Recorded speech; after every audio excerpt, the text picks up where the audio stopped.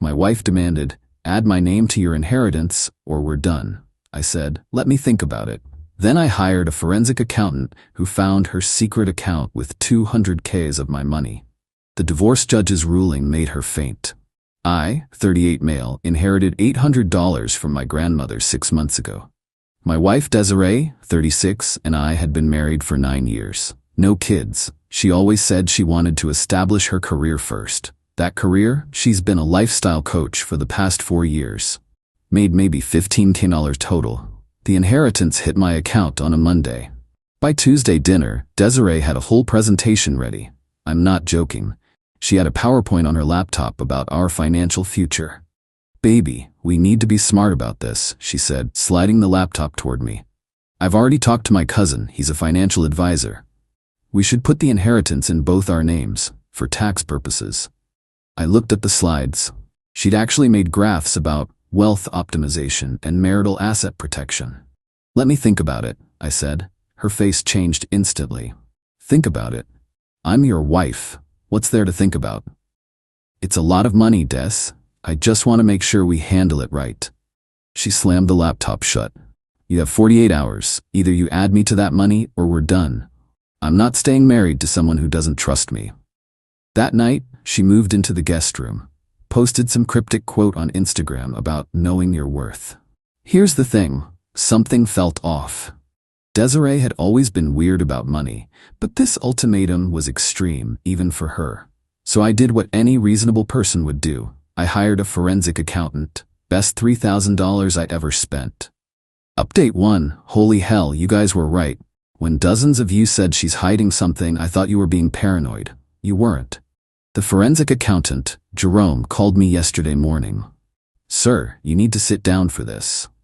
I was already sitting, but I grabbed the desk anyway.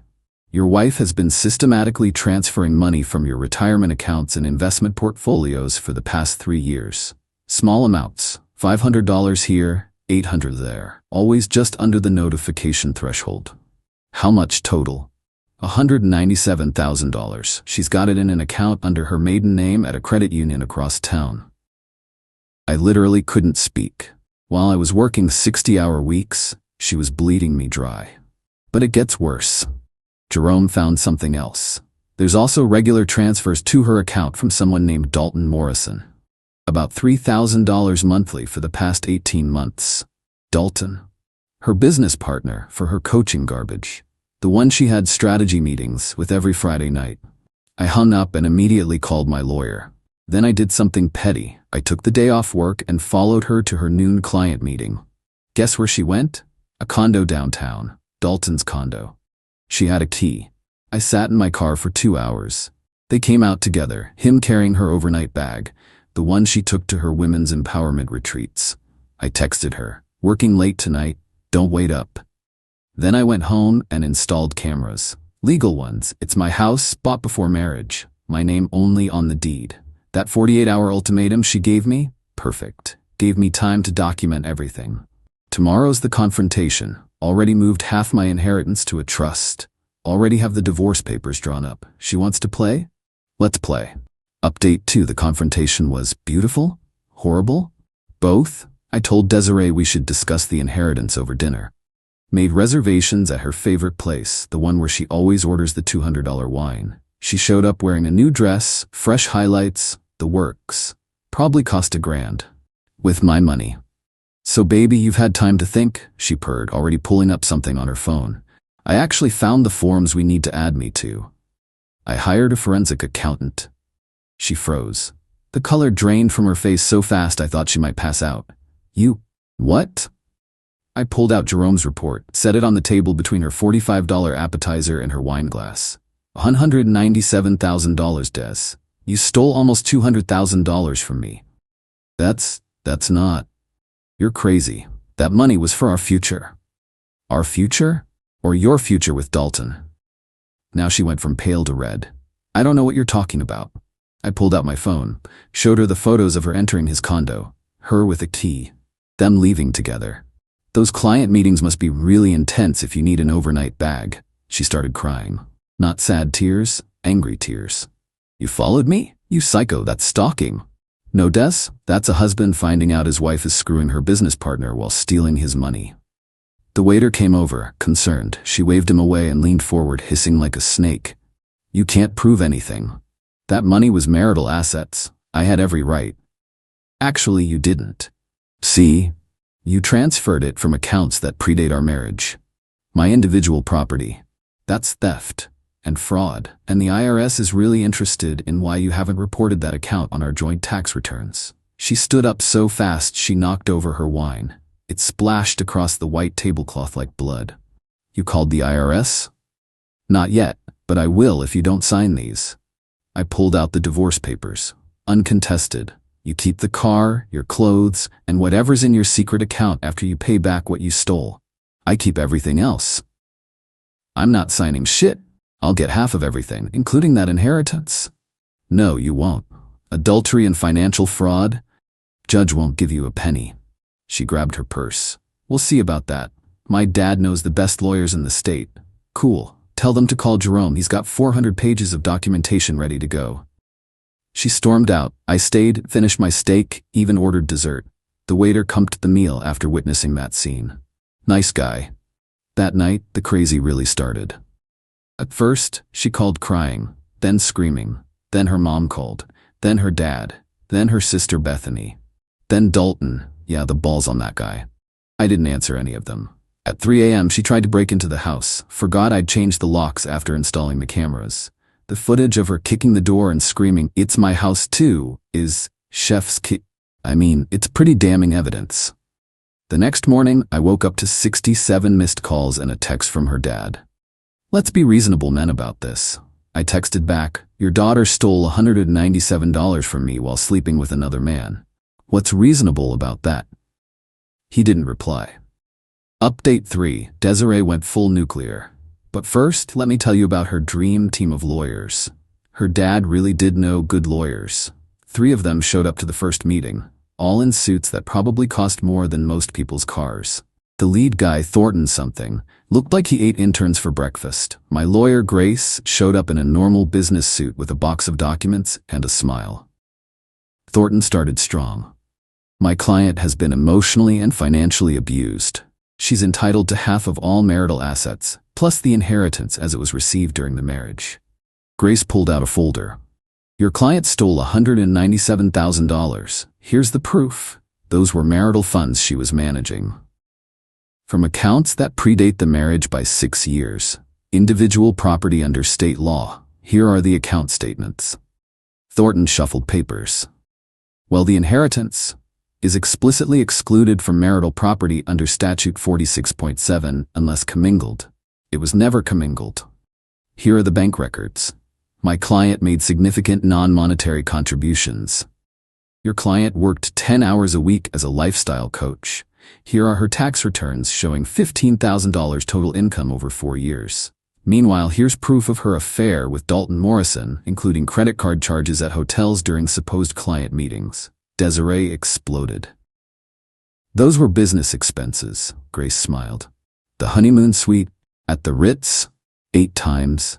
Thornton tried to regroup. My client is willing to settle for. My client wants his $197,000 back, plus damages, plus attorney fees, or we go to trial with fraud charges. That's when Desiree made her fatal mistake. You think you're so smart? She screeched at me. I've been planning this for years. I've got recordings of you saying horrible things. I've got witnesses. Everyone went quiet. Thornton actually put his head in his hands. Grace leaned forward. Recordings? You mean you've been illegally recording your husband without consent in a 2-party consent state? Desiree's face went white. That's not. And planning this for years? So you admit the theft was premeditated? Thornton stood up. We need to confer with our client. They dragged Desiree out. 20 minutes later, only Thornton came back. What's your offer? Grace didn't even blink. She returns the $197,000, forfeits any claim to marital assets, pays my client's legal fees, walks away with her car and personal belongings. That's insane. That's generous. The alternative includes criminal charges. He left to talk to Desiree again. This time he came back looking defeated. She won't agree to those terms. Then we'll see you in court. But the best part happened as we were leaving. Desiree was in the parking lot with Dalton. They were screaming at each other. "You said he was stupid," Dalton yelled. "You said we'd get millions." "Shut up. This is your fault. If you hadn't been so obvious." "My fault? You're the one who got caught stealing." She slapped him. He called her a gold-digging psycho. She keyed his car. Security got involved. Grace and I watched from my car. "That's going in the court filing," she said, recording it on her phone. "How much worse can this get for her?" "Oh, honey, we're just getting started." Update 4. Yesterday was the divorce hearing. Desiree showed up in a black dress like she was going to a funeral. Turns out, she kind of was. The funeral of her delusions. Her new lawyer, Thornton, quit, tried a Hail Mary. This kid looked maybe 25, probably got his law degree from a cereal box. "Your Honor, my client was coerced into taking those funds by Mr. Morrison. She was a victim of manipulation." The judge, a woman in her 60s who looked like she'd seen everything, cut him off. "Counselor, are you really arguing that your client was manipulated into stealing money to give to the man she was having an affair with?" "Well, when you put it like that, I'm looking at bank records showing systematic theft over 3 years. How was she coerced for 3 years?" Desiree stood up. "Your Honor, I can explain." Her lawyer tried to pull her down. The judge let her talk. Biggest mistake of Desiree's life. "I only took that money because Ryan was financially abusive. He controlled everything. I had no choice." The judge looked at Grace. "Response?" Grace stood up. "Your Honor, Mrs. Novak had 6 credit cards in her name with a combined limit of $50,000. She had full access to all joint accounts. She spent $8,000 monthly on average. Here are the statements." The judge reviewed them. $900 at a spa? $3,000 at Nordstrom? In 1 month? This is financial abuse? Desiree wouldn't shut up. "He made me feel like I had to hide money. He was planning to leave me." "Ma'am, do you have proof of this?" "Well, no, but..." "So you stole $197,000 based on a feeling?" That's when Desiree played her last card. "I'm pregnant." The entire courtroom went silent. I felt my stomach drop. Then Grace stood up. "Your Honor, that's interesting since my client had a vasectomy 5 years ago. Here are his medical records." Desiree's face was priceless. She'd forgotten I'd told her about that years ago. Or maybe she thought I was lying back then? The judge looked disgusted. "Ma'am, are you pregnant?" I might be. Yes or no?" "No." The judge had heard enough. The ruling was brutal. Desiree had to return the full $197,000 within 30 days. She got nothing from marital assets. She had to pay my legal fees, $18,000. She kept her car and personal belongings. If she didn't pay within 30 days, criminal charges would be filed. When the judge read the ruling, Desiree's legs gave out. She literally fainted, collapsed right there in court. EMTs had to be called. While they were checking her out, her mom, who'd been sitting in the back, started shrieking. "This is injustice. My baby girl deserves better." The judge warned her about contempt. She kept going. "You're all jealous of her. She's beautiful and you can't stand it." The judge had her removed. As security dragged her out, she yelled, "We're appealing. We know people."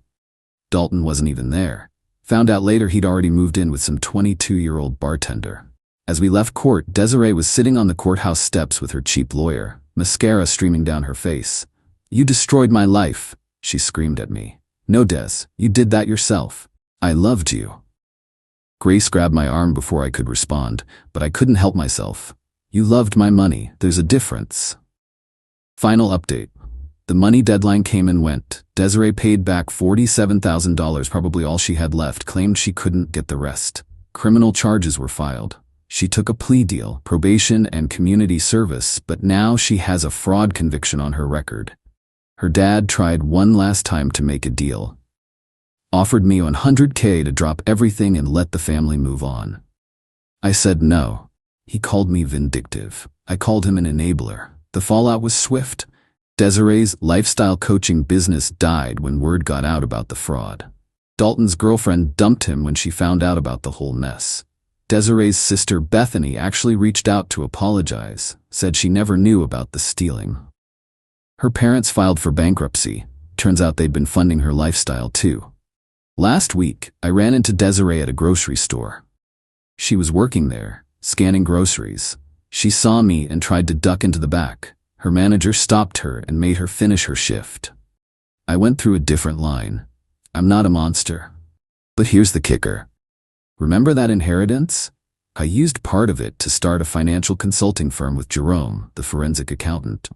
We specialize in helping people discover financial infidelity. Business is booming. Turns out Desiree wasn't nearly as creative as she thought. My grandmother would have loved this. She always said Desiree had grifter eyes. Wish I'd listened sooner. To everyone asking if I regret not just adding her name to the inheritance, are you kidding? She'd already stolen $200K. Imagine what she would have done with access to $800K. Oh, and Desiree, since I know you still cyberstalk me, Dalton's mom called you a dollar store gold digger at her wine club. Your mom was there. She didn't defend you. Edit. For everyone asking how I didn't notice $200K missing, it was over 3 years from multiple investment accounts I wasn't actively monitoring. The amounts were specifically calculated to stay under automatic alert thresholds. I've since set up alerts for any movement over $100. Edit 2. Yes, the vasectomy thing was real. Got it before I met her. Told her on our 3rd date I didn't want kids. She said she was fine with it. Guess she forgot when she needed a sympathy card. Edit 3. To the people saying I'm heartless for not helping her, she stole $200K and cheated for 18 months. Where's the sympathy for me? Also, she's a grown adult with a college degree. She can figure it out.